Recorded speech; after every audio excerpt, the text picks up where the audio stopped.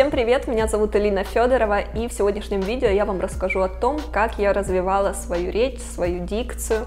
Как вы знаете, я сама из Украины, и мой родной язык украинский, естественно, поэтому, когда я перешла на русскую речь, я допускала очень много ошибок, потому что я миксовала украинские слова с русскими, и у меня получался такой не совсем красивый суржик. Мне часто писали комментарии о том, что я коверкаю слова, там как-то неправильно что-то произношу, и я по-прежнему допускаю ошибки, но в любом случае я могу сказать, что вот за несколько лет моя речь значительно улучшилась, потому что я действительно работала над этим.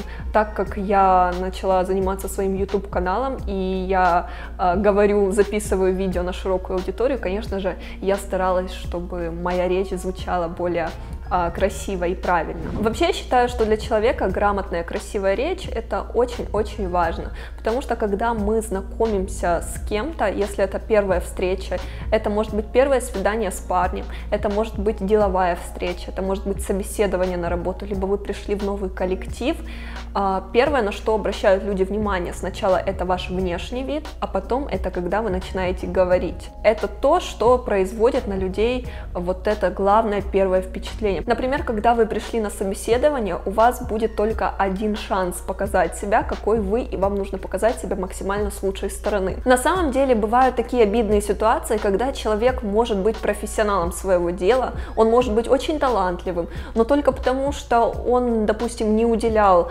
внимания своей речи, своей дикции, вот как-то в семье, то есть не обращали на это внимания, либо вот он был в каком-то коллективе, где как-то, там, допустим, люди с суржиком говорили каким-то некрасивым, либо он был в каких-то коллективах, где употребляли нецензурную там речь, слова-паразиты, и он привык так разговаривать, и он над этим не работал, он может прийти просто произвести на своего работодателя не очень хорошее впечатление и не получить свою должность. Вот часто меня, кстати, девочки спрашивают о том, Алина, с чего начать саморазвитие, над чем нужно работать. Вот я бы рекомендовала, кстати, работать над своей речью. Это то, что может очень помочь вам в жизни, помочь вам реализовать себя, реализовать свой потенциал, то есть производить на людей хорошее впечатление, заводить друзей, познакомиться с мужчиной, получить работу, то есть во всех отношениях. Бывает так, что девушка настолько красиво говорит, вот ее голос, ее интонация, то, как она формулирует свои мысли,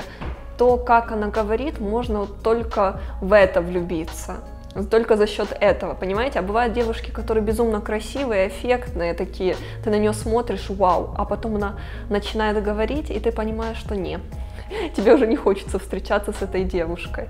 Вот так вот. Это не нужно недооценивать важность правильной, красивой речи. Чтобы говорить достойно, сделать речь красивой, и чтобы вас было приятно слушать другим людям, во-первых, давайте начнем с основного. Не употребляйте нецензурную лексику, какие-то некрасивые, вульгарные слова. И даже если в вашем коллективе, там где-то среди ваших друзей это как норма и так принято, и все так говорят, не уподобляйтесь им.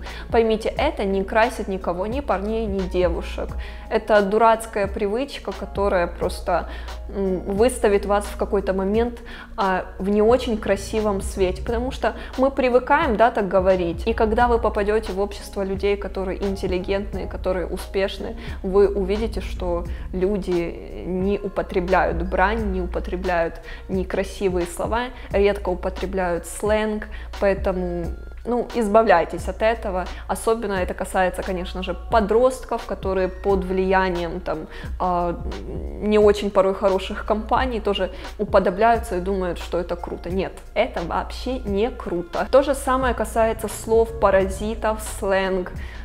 Это тоже не есть хорошо. По возможности старайтесь контролировать свою речь, искоренять у себя. У каждого человека есть свои слова-паразиты. У меня они тоже есть, и я стараюсь над этим работать. Старайтесь много читать, потому что книги — это не только источник знаний, это еще то, что обогащает вашу речь. Вы пополняете свой словарный запас. Вы неосознанно будете употреблять те же формулировки, те же слова, и ваша речь будет становиться богаче, красивее. Будут проскальзывать какие-то литературные слова, возможно, не такие типичные, но, знаете, приятные. Когда человек много читает, это видно очень. Иногда можно поговорить с человеком буквально 5 минут на какую-то нейтральную тему, он вроде бы ничего такого умного и не сказал, но ты понимаешь, что этот человек образованный и что он начитанный, это очень видно по людям. Поэтому, если вы хотите производить на людей такое впечатление, как человека умного, образованного, интеллигентного, обязательно читайте. Чем больше книг вы прочтете, тем лучше для вас. В любом случае, любая книга, скажу честно, пойдет вам на пользу. Будь то художественная литература, либо какая-то профессиональная литература, книги по саморазвитию, естественно. В общем, что вам нравится на ваш вкус, берите, читайте. Также очень круто, когда вы читаете вслух. Это тоже помогает выговариваться, потому что когда вы проговариваете слова, естественно, это тоже улучшает вашу речь. Допустим, у меня была долгое время привычка читать перед сном своему мужу там несколько глав из книги какой-то. Не знаю, моему мужу нравилось слушать, как я ему читаю. Попробуйте заучивать какие-то тексты, стихи, проговаривайте их вслух, затем записывайте на диктофон, прослушивайте. Это тоже помогает.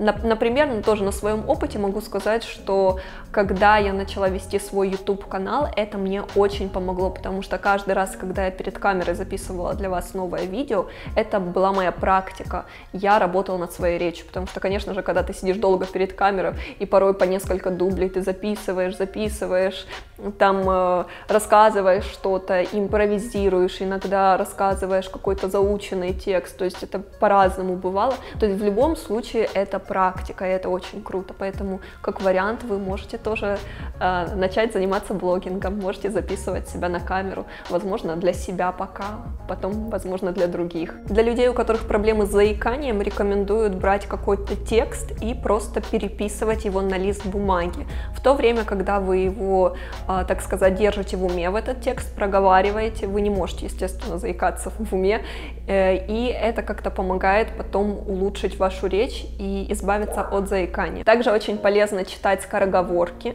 можно их выучить. Например, так я выучила самую длинную скороговорку «Лигурию». Я могу точно сказать, что когда я впервые увидела эту скороговорку, я даже не могла ее прочесть нормально. Когда я ее читала, я много раз запиналась, я не могла там выговаривать какие-то слова. Потом, когда я читала много раз, я уже ее читала просто идеально. Ну и потом еще пару раз прочла, и я уже могла ее рассказать наизусть. В четверг, 4 числа, в 4 часа лигурийский регулировщик регулировал в Лигурии, но 33 корабля лавировали, да так и не вылавировали, а потом протоколом запротоколировал, как интервьюируемый лигурийский регулировщик речисто да нечисто рапортовал, да не дорапортовывал, да так зарапортовался про размокропогодившуюся погоду, что дабы инцидент не стал претендентом на судебный прецедент, лигурийский регулировщик акклиматизировался в неконституционном Константинополе, где хохлаты и хохотушки хохотом хохотали и кричали турки, которые начерно обкурен трубка: не кури, турка, трубку, купи лучше кипу-пик, лучше пик-кипу купи, а то придет бомбардир из Бранденбурга, бомбами забомбардируют за то, что некто чернорылый у него полдвора рылами вырыл и подрыл, но на самом деле турка не был в деле. Да и Клара крали в то время кралась Кларю, пока Карл у Клары карал и крал, за что Клара у Карла украла кларнет, а потом на дворе у Деготниковой вдовы Варвары два этих вора дрова воровали, но грех не смех не уложить в орех, а Кларе с Карлом во мраке все раки шумели в драке. Вот и не до бомбардированным было, и не до Деготниковой вдовы, и не до Деготниковых детей. Зато рассердившаяся вдова убрала в сарай дрова раз, дрова два, дрова три, дрова не вместились все дрова, и два дровосека, два дровокола, дроворуба для расчувствовавшейся Варвары выдворили дрова в шею двора обратно на дровяной двор, где цапля чахла, цапля сохла, цапля сдохла. Цыпленок же цапли цепко цеплялся за цепь. Молодец против овец, а против молодца сам овца, который носит сено в сани, а потом везет Сеньку, Соньку с Санькой на санках. Санки скок, Сеньку в бок, Соньку в лоб, все в сугроб. А Сашка только шапкой шишки шип. Затем по шоссе Саша пошел. Саша на шоссе Саше нашел. Сонька же Сашкина подружка шла по шоссе и сосала сушку. Да притом у Соньки вертушки во рту еще 3 ватрушки аккурат в медовик, но ей не до медовика. Сонька и с ватрушками во рту пономаря перепономарит, перевыпономарит, жужжит, как жужелица жужжит да кружится. Была у фрала фралуна лавра наврала, пойдет к лавру, фрала лавру наврет, что вахмистр с вахмистр, широт мистер Срот, мистер 6, что ужата, а уезжай ежата. А у него высокопоставленный гость унес трость. И вскоре опять 5 ребят съели 5, опять с полчетвертью четверика чечевица без червоточины. И 1666 пирогов с творогом и сыворотки из-под простокваши. А всем о том около колокола звоном раззванивали. Да так, что даже Константин Зальцбургский, бесперспективняк из-под бронетранспортера, констатировал, как все колокола не переколоковать, не перевыколоковать, так и всех скороговорок не перескороговорить, не перевыскороговорить.